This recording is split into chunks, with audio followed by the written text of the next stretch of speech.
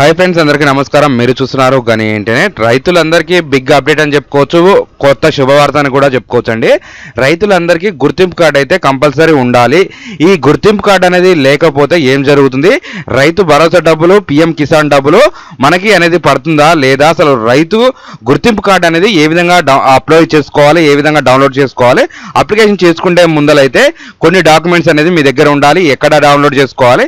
గత వారం నుంచి అయితే చాలా మందికి చాలా మెసేజ్లు రావడం జరుగుతుంది. అక్కడి నుంచి అనేది నాకు కూడా మెసేజ్లు అనేది పెట్టడం జరుగుతుంది. ఇటువంటి మెసేజ్లు వస్తున్నాయి, ఏం చేయాలి బ్రదర్ అనేసి కూడా చాలా రిప్లైస్ అయితే నాకు రావడం జరుగుతుంది.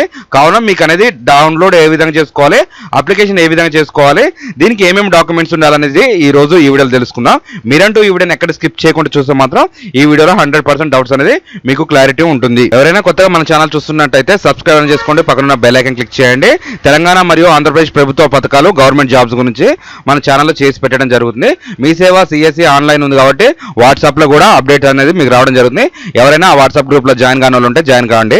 గత వారం నుంచి అయితే రైతులందరికీ ఇటువంటి మెసేజ్ వచ్చింది, కొంతమంది రైతులకి రాలేదనేసి కూడా చెప్పడం జరుగుతుంది. రైతులకు వచ్చిన వాళ్ళు మాత్రం కంపల్సరీ ఈ డాక్యుమెంట్స్ తీసుకుపోయి మీరు అనేది అప్లై చేసుకునే విధానం ఏ విధంగా ఉంటుంది అనేది కూడా తెలుసుకోవచ్చు. ఓకే, ఈ వీడియో చూస్తున్న వాళ్ళు లైక్ అనేది చేయండి. లైక్ చేయడం ద్వారా ఇలాంటి ఇన్ఫర్మేషన్ వీడియో తెలియని వారికి తెలియపరిచినట్టు అవుతుంది కాబట్టి లైక్ అనేది వెరీ ఇంపార్టెంట్. రైతులకు అనేది ఒక ఆధార్ కార్డు ఉండాలండి. గుర్తింపు కార్డుకి కోసం అయితే అప్లికేషన్ చేసుకోవడానికి ఆధార్ కార్డు ఉండాలి. ఆధార్ కార్డుకి మొబైల్ నెంబర్ అయితే కంపల్సరీ ఉండాలి. నెక్స్ట్ పాన్ కార్డు ఉండాలి. పాన్ కార్డుకి వచ్చేసి ఆధార్ నెంబర్ లింక్ ఉండాలి, మొబైల్ నెంబర్ లింక్ కూడా ఉండాలి.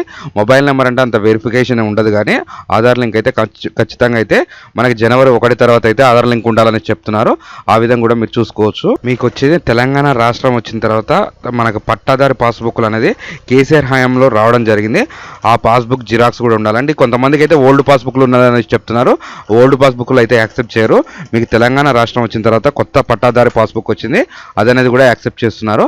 అలాగే బ్యాంక్ అకౌంట్ అనేది ఉండాలి. రన్నింగ్ బ్యాంక్ అకౌంట్ అయితే 100% రన్నింగ్ బ్యాంక్ అకౌంట్ ఉండాలి. ఈ డాక్యుమెంట్స్ అనేది తీసుకెళ్లి మీ దగ్గర ఉన్న మీ సేవ కేంద్రంలో అయితే అప్లికేషన్ అనేది చేసుకోవచ్చు. కాకపోతే మీ సేవలో అనేది ఇప్పుడైతే మనకు సైట్ అనేది ఓపెన్ కావట్లేదు, సర్వర్ బిజీ వస్తుంది, ఒక్కొక్కసారి ఎర్రర్ వస్తుంది, ఒక్కోసారి బ్యాక్ ఫార్వర్డ్ అయితే కావడం జరుగుతుంది. కావున మీ దగ్గరలో ఉన్న ఏఈఓ ఆఫీస్, అగ్రికల్చర్ ఆఫీస్ దగ్గరికి వెళ్ళేసి అక్కడ ఏఈఓ గారికి అనేది మీరు ఈ డాక్యుమెంట్ జిరాక్స్లు అనేది అక్కడ సబ్మిట్ చేస్తే వాళ్ళు అనేది ఆన్లైన్ చేస్తారు.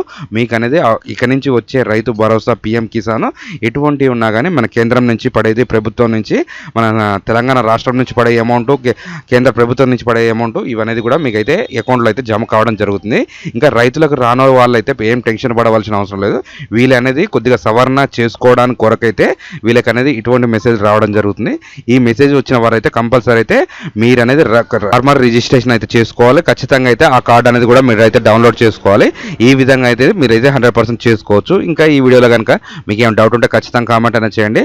ఇలాంటి information video me friends and family మెంబర్స్కి షేర్ చేస్తారని కోరుకుంటున్నాను. Thanks for the watching.